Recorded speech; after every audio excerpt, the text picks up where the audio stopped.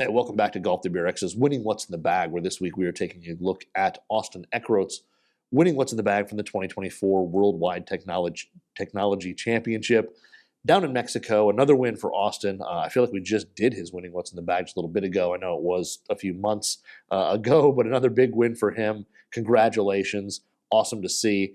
Now, he did actually have a few changes to the bag for this week. Unfortunately, we didn't have our guys down there to actually take photos of those changes, but we will talk about them. Unfortunately, I'm going to put up stock images of other stuff, but we did have some new stuff for Austin in the bag. The big one is at the end, putter change. He did have a different putter in the bag. But we'll start with driver, and there's a little change there. He's got playing the Ping G430 LST. Now, the LST model, as you guys know, is the lower spin, lower launching model in the G430 lineup. It produces a little bit more neutral ball flight, a little bit more like right side starting line, produces maybe a little just bit more fade compared to the other models in the lineup. Now, he is playing a 10.5 driver, which before I think he had a 9 degree in his previous win. Now he's got a 10.5, but it's actually playing at 8.5. So I don't have a picture of the hosel, so I'm not sure if it's a hosel change or if it's just a digitally lofted head plus a hosel change, but it's playing at 8.5 degrees. The rear weight on the LST is neutral, set in the neutral position, where again, you can actually have the option for draw or fade. And it is shafted up with a Project X HZRDUS Smoke Green 76.5, which is the extra stiff.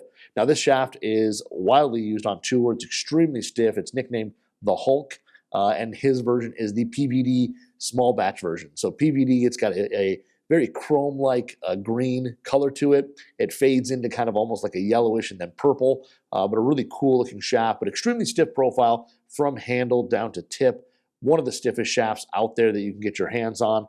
It comes in at 72 grams and 2.8 degrees of torque, and he has this tipped 1 inch in his driver. For 3-wood, he moves again into the Ping, but he moves into the Max series, so the G430 Max 3-wood. It's a 15-degree head. He's playing it at 14.25 degrees. The hosel is set to the big minus, which is usually negative 1.5 degrees of loft and neutral lie angle. His is playing at 14.25, so he must have a digitally lofted head that's just slightly different, but he's playing it in the big minus position.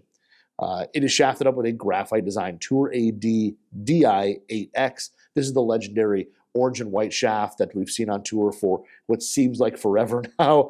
But in this, it's kind of known as like a higher launching low spin shaft. But when you get into the 8X version, it's more mid-launch, low spin. As you get heavier in these DIs, they tend to launch a little bit lower, spin a little bit less. So mid-launch, low spin when you get into the 80-gram versions. And this comes in at 85 grams and 2.9 degrees of torque. This shaft here, it's kind of got a softer handle and midsection, but a stiff tip.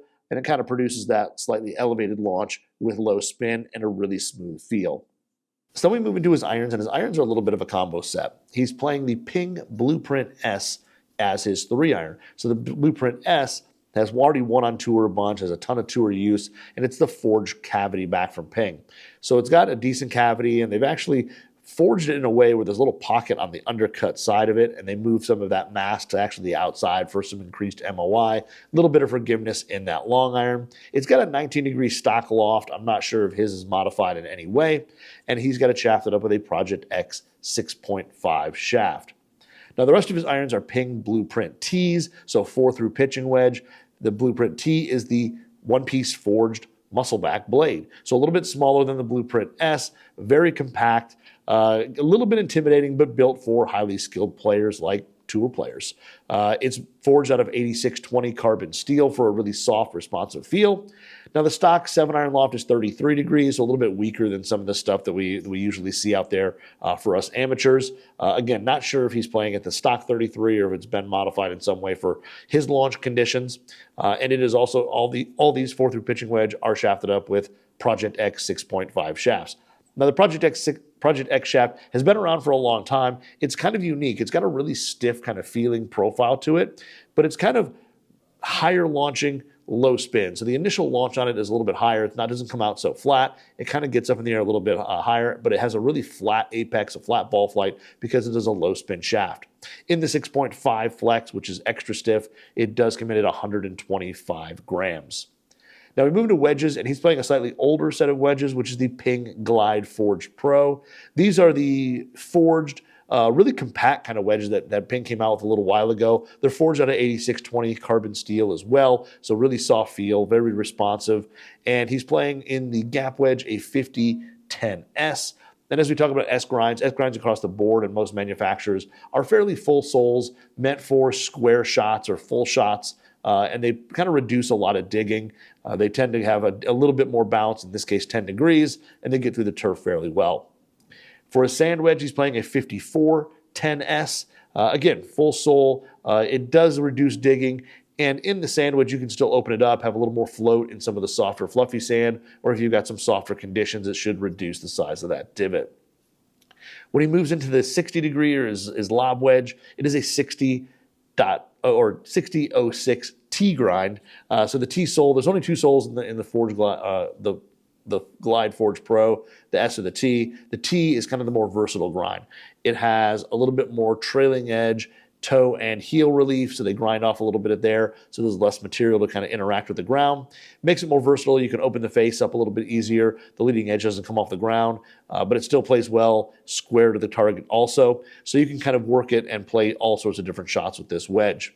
All three of these shafts have True Temper Dynamic Gold Tour Issue X100 shafts, and these are actually the black onyx version, so all black shaft, really kind of stealthy, cool look. They come in at around 130 grams, and it can produce a little bit lower ball flight while still having some spin. Now, putter is one of the other changes he made. He has typically played a more traditional putter, but this week moved into a Ping PLD DZB. Now, this one here is kind of a smaller blade, a little bit flared up higher toe, a little bit more rounded sole on it as well. And it's kind of a smaller shafted, more heel hosel or heel shafted blade. So his might have a sight dot on it. I've looked through some photos that I've seen online. I can't really tell if it's just kind of like glare or what, but one of the images shows the top line. It might have a sight dot. If not, it is a totally naked head. And it is kind of the raw head that has some of that patina finish to it, which is pretty cool.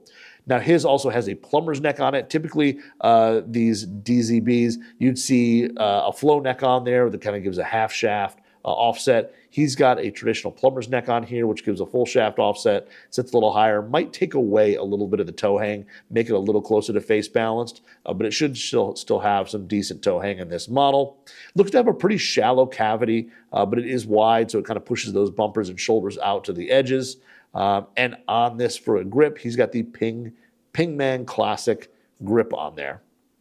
Now for ball, he is playing the Titleist Pro V1. So the Pro V1 is, of course, in the lineup a little bit more lower launching, low spin in the long game with driver fairway woods, but still has a lot of spin for greenside control. It is also a little bit softer feeling than the Pro V1X upon impact. It's got a little softer feel, and it produces that flatter ball flight. For grips on everything else, he has actually switched over to the Golf Pride Z Grip cord.